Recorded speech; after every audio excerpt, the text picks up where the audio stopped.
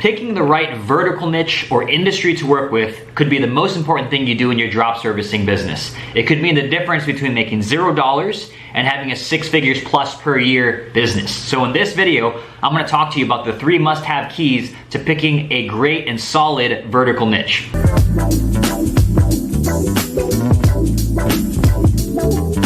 Hey, what's going on? It's Sean Anthony. If you're an entrepreneur looking to level up your business, your skills, and your income, head below right now, hit that subscribe button. I post videos just like this every Tuesday and Thursday. So in this video, I'm gonna talk to you about the 3 must-have keys to picking a killer vertical niche or industry to work with in your drop servicing business, okay? Doesn't matter what you pick. They need to have these 3 things present or you're going to struggle. So let's just jump right into it.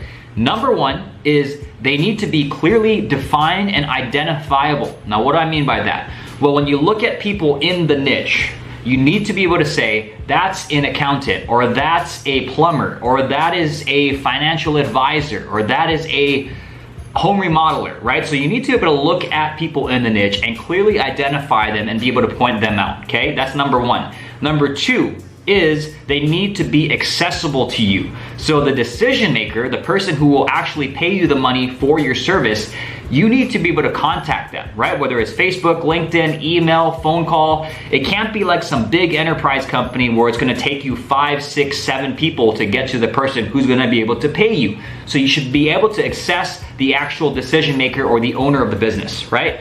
Number 3 is they need to be able to pay you. Okay, so you don't want to target someone like college students, right? If you target college students with like marketing services, you will never make a cent, right? So you need to pick industries where they're already ideally spending money on similar services to yours, and they're an industry that's been around and has money, right? So I'm going to show you 5 recommended vertical niches or industries right here in a second. I'm going to jump right into my computer. I'm going to show you 5 recommended vertical niches that fit all 3 of these must-have keys, okay? So let's jump right into it.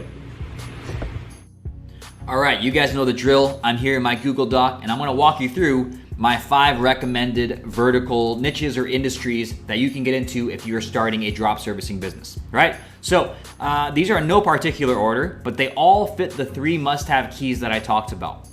They're clearly defined or identified.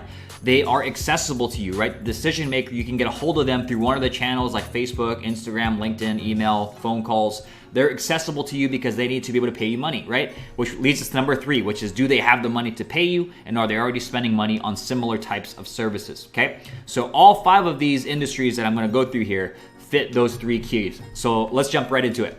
Number 1 is, and these are in no particular order, right? Number 1 is HVAC, so heating, ventilation, air conditioning. You guys probably know what this is. You probably have an AC in your house. These are companies that install that, right? So for businesses and residential, these HVAC companies, they're everywhere, right? They're local businesses, there's corporate HVAC companies. But let's just take a look here. How big is this industry? So if I go to how big is the HVAC industry, we're gonna see it's multi-billion-dollar industry, $118.7 billion in 2017. So do they have the money to pay us? Yes, they do, right? They're a big industry. Are they clearly defined? Yes, they are, because we know the companies that are providing heating, ventilation, and AC, those are HVAC companies, right? So they're clearly defined. Oh, and if you wanna know real quick how I found this industry here, right? How did I think of it? Did I just pull it out of my head? No, I didn't. I used a marketplace like this, house.com. This is where you can actually find people to work on your house. And if you go to find professionals here, you can see here air conditioning and heating. And I can click on this and I can see all these different contractors. Now these businesses, they need to pay to be on this platform. So I already know right off the bat, they're paying money to be on here, which means they're already spending money on marketing services, okay? So that answers that question of, are they already spending money? Do they have the money, right? Also, are they accessible to us? Well, yeah, we can contact them here. We can contact on the phone, on email, Facebook groups, on LinkedIn. They're everywhere, right? So you can definitely access the owner on any of these platforms here, okay? So I'm gonna put a yes for accessible. So that is HVAC, heating, ventilation, AC. Number 2 is kitchen and bathroom remodelers and designers, right? So these are people that design and remodel your kitchen and your bathroom. How did I find this? Well, again, I found it on House.here, house.com. If I go to find professionals, I'll go here and you can see kitchen and bath designers, kitchen and bath remodelers, tens of thousands of different contractors in this industry alone. How big is this industry? Let's check it out. How big is kitchen and bath? Multi-billion, $158.11 billion, right? So do they have the money? Yes, they do. Are they clearly defined? Yes, they are, because they have kitchen and bathrooms that they remodel and design.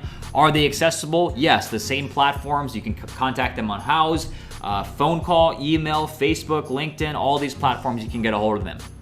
So yes, they are. Now, real quick, who would be an example of companies that are not accessible, right? So you don't want to be reaching out to companies like Microsoft or huge enterprise companies where you actually can't get a hold of the person who runs the business that can pay you the money, right? Even some medical industries I stay away from because you have to go through multiple gatekeepers to get to the actual doctor or the person themselves, right? But that leads me to my third one here, which is actually a doctor, is dermatologists, right? These are specialists and highly paid doctors who focus on the skin. So anything medical or surgical having to do with the skin, that's what dermatologists do. So are they clearly defined? Yes, they are, right? There are doctors that have to do with the skin. They specialize in the skin. Are they accessible to us? They have Instagram pages, they have Facebook pages, they have LinkedIn pages, email, phone call. Yes, you can get a hold of the actual owner of the business or the dermatologist themselves through any of those channels. So yes, they are accessible. Do they have money?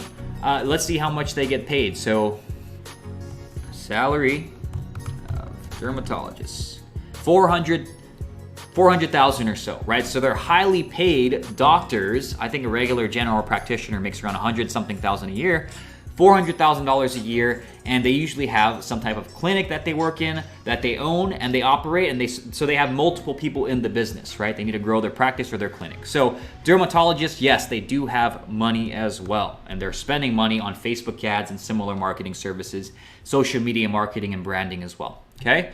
So that's number 3, dermatologists. Number 4, and this is kind of a left hook for you guys, right? Recruitment and staffing agencies. So if you watch my videos, you probably know that I love the B2B, business-to-business industry, right? Which is recruitment and staffing agencies. What they do, if you don't know, they help other companies. They're kind of the middleman or the middle women, right? So they help companies find employees to join the company, right? So they're usually the ones that are phoning and screening and interviewing candidates for certain companies, right? So they help to recruit and actually employ people for other companies on their behalf, right? So are they clearly defined? I'm gonna show you a little sales navigator trick here, which is a part of LinkedIn. It's an upgraded platform to help you with your prospecting. If I go here to advanced search, and I go to search for accounts here, and I go here to industry, you can see there's an entire industry tab for staffing and recruiting. Now let's just say I wanted to search for companies in staffing and recruiting in the United States of America. And I want to find companies with only, let's go 1 through 10, up to 200 employees, right? We actually work with companies up to 200 employees in our agency Growth Response. So this is what I'm using here, right? So companies in staffing and recruiting in the United States with 1 to 200 employees, and there's 23,035 companies, right? So I'm gonna click search here. How big is this industry? Well, let's just take a look here. How big is the recruitment? $148.1 billion in 2018, right? So let's go through this again. Are they clearly defined? Yes, there's an entire industry dedicated to them on LinkedIn as well.